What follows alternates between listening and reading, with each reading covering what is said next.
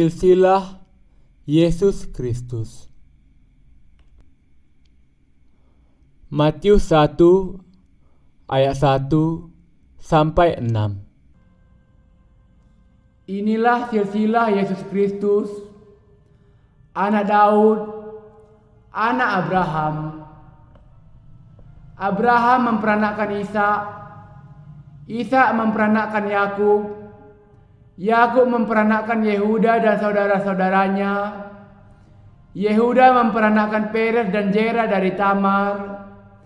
Peres memperanakkan Hezron. Hezron memperanakkan Ram. Ram memperanakkan Abinadab. Abinadab memperanakkan Nahason. Nahason memperanakkan Salmon. Salmon memperanakkan Boas dari Rahab. Boas memperanakkan Obed dari Rut. Obed memperanakkan Isai. Isai memperanakkan Raja Daud. Daud memperanakkan Salomo dari istri Uria.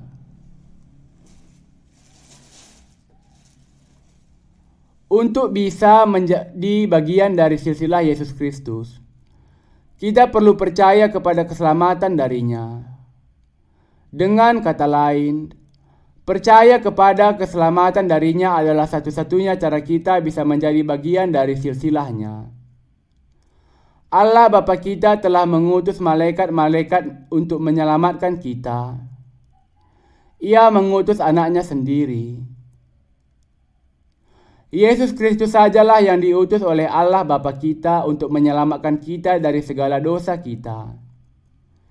Ia membuat perjanjian bahwa barang siapa percaya kepada Yesus, yang adalah anak Allah dan juru selamat kita, akan diampuni dari segala dosanya sekali untuk selamanya. Dalam konteks yang demikian, Matius 1 ayat 1 mengatakan, inilah silsilah Yesus Kristus, anak Daud, anak Abraham. Di sini, silsilah Yesus Kristus menunjuk kepada dunia rohani tentang bagaimana caranya kita bisa menjadi anak-anak Allah melalui iman dari pengenalan dan kepercayaan kita kepada Yesus Kristus yang dibebaskan dari kuasa kegelapan. Bagian ini menjelaskan apa yang dibutuhkan dari seorang berdosa untuk diselamatkan dari segala dosanya dan menjadi anak Allah. Dengan kata lain, untuk menjadi anak Allah, seorang harus memiliki iman yang sama dengan iman Abraham. Iman yang bagaimanakah yang diperlukan untuk masuk ke dalam kerajaan Allah? Kita perlu percaya kepada firman Allah secara mutlak sebagaimana yang dilakukan Abraham. Bagaimana iman Abraham bisa berkenan kepada Allah? Ia percaya kepada firman Allah secara menyeluruh dan mengharapkan sesuatu yang mustahil menurut logika manusia. Ia percaya kepada perjanjian Allah sebagaimana yang dikatakannya, yang melampaui pemikiran manusia. Itu adalah jangkauan iman yang menyeluruh. Meskipun istri Abraham sudah melewati masa untuk bisa memiliki anak dan dengan itu mustahil bagi dia untuk bisa mengandung seorang anak, Abraham percaya kepada perjanjian Allah kepadanya bahwa keturunannya akan menjadi sebanyak bintang di langit.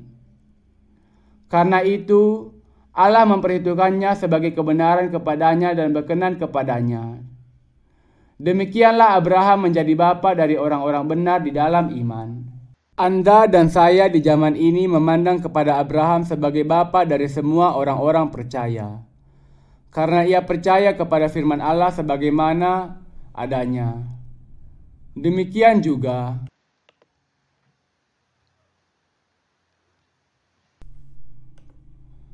kita perlu memiliki iman jenis Abraham agar bisa masuk ke dalam kerajaan Yesus Kristus. Inilah satu-satunya cara bagi orang berdosa untuk menerima pengampunan dosa dan menjadi orang benar. Kita bisa masuk ke dalam kerajaan Allah dan menerima keselamatan darinya dengan menerima Yesus sebagai Tuhan dan Juru Selamat kita. Bagaimana kita percaya kepada Yesus sebagai Juru Selamat agar kita bisa menjadi bagian dari silsilah Yesus Kristus? Dengan kata lain, bagaimana kita percaya kepada keselamatan darinya atas orang-orang berdosa? Kita perlu percaya kepada Injil air dan Roh sebagaimana yang diberikan kepada kita. Allah Bapa kita mengutus anaknya, Yesus, ke dunia ini sebagai Juru Selamat dunia untuk menghapuskan segala dosa dunia. Karena itu, kita harus mengakui bahwa Yesus menanggung segala dosa orang-orang berdosa dengan cara dibaptiskan oleh Yohanes Pembaptis di Sungai Yordan. Dan iman yang benar adalah percaya bahwa Ia disalibkan bagi dosa-dosa kita, mencurahkan darah dan mati di kayu salib, bangkit kembali dari kematian, dan menyelamatkan orang-orang percaya kepadanya secara sempurna. Lalu Yesus menjawab, katanya kepadanya, biarlah hal itu terjadi, karena demikianlah sepatutnya kita menggenapkan seluruh kebenaran Allah. Dan Yohanes pun menurutinya. Sesudah dibaptis, Yesus segera keluar dari air dan pada waktu itu juga langit terbuka dan ia melihat Roh Allah seperti burung merpati turun ke atasnya. Matius 3 ayat 15-16. Ini adalah bagian yang menjelaskan kebenaran tentang bagaimana Yesus menanggung segala dosa dunia melalui baptisannya.